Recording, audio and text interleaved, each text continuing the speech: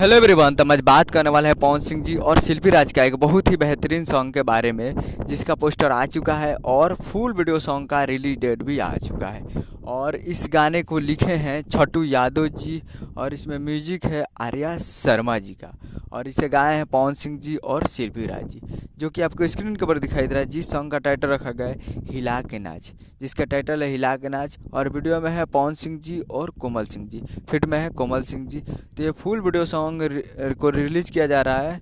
Video song release in on 25 जून को सुबह 7 AM पे, यानी 7 बजे सुबह इसको रिलीज़ किया जा रहा है, यानी 25 जून को, यानी कल सुबह तैयार रहिएगा 7 बजे ये फुल वीडियो सॉन्ग को रिलीज़ किया जाएगा। और काफ़ी बेहतरीन होने वाला है। छोटू यादव जी का लिखा हुआ गाना ज़बरदस्ती होता है।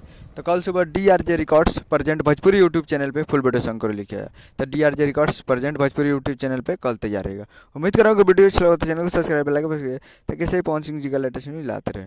और वीडियो अच्छा लगा तो वीडियो को एक लाइक कीजिए। मिलते हैं अगले वीडियो में। जय हिंद, जय भोजपुरी।